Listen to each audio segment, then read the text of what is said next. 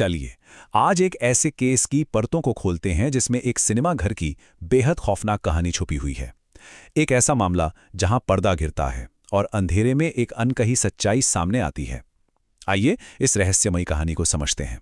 जानते हैं, ये सिर्फ पंक्तियां नहीं हैं, बल्कि ये उस खौफ की नींव हैं जो सिनेमा कट नाम के एक थिएटर में सालों से दबा हुआ था। एक ऐसा राज जो हर शो के साथ और भी गहरा होता चला गया, जहां हर एक सीट एक अनकहे डर की गवाह बन चुकी थी। और ये सिर्फ कहानियां नहीं थी। सोचिए, पिछले 3 महीनों में सिनेमा कट थिएटर के अंदर 6 लोगों की रहस्यमय तरीके से मौत हो चुकी थी। ये कोई इत्तेफाक तो हो नहीं सकता है ना। ये एक खतरनाक पैटर्न था, एक तरह की चेतावनी कि यहां कुछ बहुत ही गलत हो रहा है। तो चलिए कहानी के पहले हिस्से में चलते हैं। सिनेमा का रहस्य। आखिर इस थिएटर में हो क्या रहा था और कौन था जो इस गुत्थी को सुलझाने की हिम्मत करने वाला था? तो इस कहानी में हमारे सामने 2 मुख्य किरदार हैं। एक तरफ है दिशा, एक पैरानॉर्मल इन्वेस्टिगेटर जो अपने करियर को बचाने के लिए किसी बड़े केस की तलाश में है। और दूसरी तरफ है चंद्र प्रकाश मिश्रा, थिएटर का मालिक जिसका अतीत उतना ही धुंधला है जितना उसके थिएटर का भविष्य। अब चंद्र प्रकाश तो जाहिर है कोई पब्लिसिटी नहीं चाहता था, लेकिन दिशा भी कहां हार मानने वालों में से थी। उसने एक सौदा रख दिया। उसे जांच के लिए बस 1 रात चाहिए। अगर उसे कुछ मिल गया तो वो उसे दुनिया के सामने लाएगी, और अगर नहीं तो ये राज हमेशा के लिए वहीं दफन हो जाएगा। और इसी के साथ शुरू होता है हमारा दूसरा हिस्सा, 1 रात की जांच। दिशा को वो 1 रात मिल ही गई जो सब कुछ बदलने वाली थी।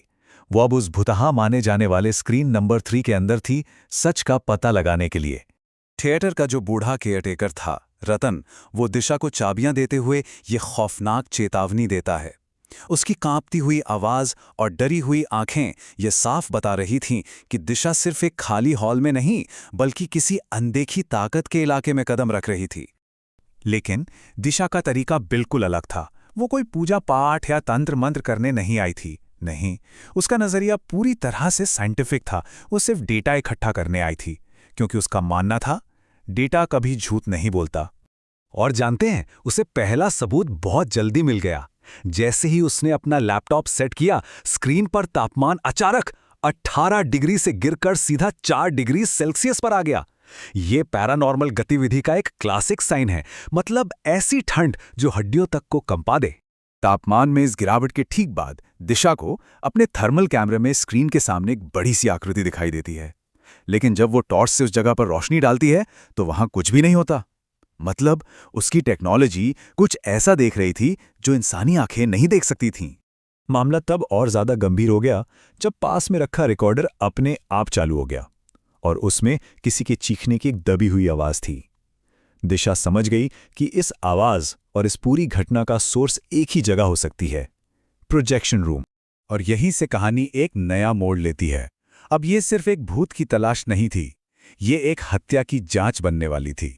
अब हम पहुंचते हैं तीसरे भाग पर, पर्दे के पीछे का सच। दिशा जैसे ही जाने के लिए मुड़ी, थिएटर की मेन स्क्रीन अपने आप चालू हो गई। उस पर कोई फिल्म नहीं, बल्कि 1 दशक से भी पुरानी एक फुटेज चल रही थी। तारीख थी 21 मार्च 2011। ऐसा लगा जैसे थिएटर खुद अपना सबसे बड़ा राज दिखाने वाला था। फुटेज में 2 लोग नजर आते हैं, एक युवा और खतरनाक चंद्र प्रकाश और दूसरा अमन, थिएटर का प्रोजेक्शनिस्ट। बहस से पता चलता है कि अमन चंद्र प्रकाश की बेटी से प्यार करता था और यही प्यार उसकी मौत का कारण बनने वाला था। ये चंद्र प्रकाश के वो ठंडे और धमकी भरे शब्द थे जो उसने अमन की हत्या करने से ठीक पहले कहे थे। प्यार करने की गलती की सजा, वो भी मौत। ये शब्द उस क्रूरता को दिखाते हैं जो उस रात प्रोजेक्शन रूम में हुई थी। और अब दिशा के सामने सब कुछ साफ हो गया था। स्क्रीन नंबर 3 में भटकने वाली आत्मा किसी शैतान की नहीं, बल्कि अमन की थी। वो किसी को डरा नहीं रहा था, वो बस अपनी हत्या का सच दुनिया को दिखाना चाहता था। तो अब वक्त था अतीत और वर्तमान के आमने सामने आने का। चौथा भाग, अमन का बदला। सच्चाई सामने आते ही अचानक हॉल का दरवाजा खुला और सामने खड़ा था चंद्र प्रकाश, हाथ में साइलेंसर लगी बंदूक लिए। उसने दिशा को सच देखते हुए देख लिया था। अब दिशा उस थिएटर में एक कातिल के साथ अकेली फंस चुकी थी। जैसे ही चंद्र प्रकाश गोली चलाने वाला था, पूरे थिएटर की बत्तियां अचानक बंद हो गई। घना अंधेरा छा गया। ये वो पल था जब कंट्रोल इंसानों के हाथ से निकलकर अमन की आत्मा के हाथ में चला गया था। अंधेरे में अमन का बदला शुरू होता है। फिल्म की रीलें अपने आप चंद्रप्रकाश के शरीर से लिपट जाती हैं। उसके सामने अमन की रूहानी शक्ल खड़ी होती है और अंत में वही प्रोजेक्टर चंद्रप्रकाश की मौत की वजह बनता है। और इसी के साथ हम कहानी के आखिरी हिस्से पर पहुंचते हैं, आत्मा की मुक्ति। बदला पूरा हो चुका था, अब मुक्ति का समय था। जब दिशा को होश आया तो उसने प्रोजेक्शन रूम में अमन को देखा, लेकिन इस बार उसकी आंखों में गुस्सा नहीं बल्कि एक सुकून था, एक शांति थी। अपने कातिल को सजा मिलने के बाद उसकी भटकती आत्मा को आखिरकार मुक्ति मिल ही गई थी। दिशा थिएटर से बाहर निकलती है और उसे पता है कि अब यहाँ कोई रहस्यमयी मौत नहीं होगी। उसने न सिर्फ एक पैरानॉर्मल केस सुलझाया बल्कि एक अनसुलझे कत्ल को भी उसके अंजाम तक पहुंचाया। सिनेमा कट का अंधेरा अब हमेशा के लिए छट चुका था। तो अंत में ये कहानी एक गहरे सवाल के साथ हमें छोड़ जाती है। क्या वाकई कुछ आत्माएं तब तक बेचैन रहती हैं जब तक उन्हें इंसाफ नहीं मिल जाता?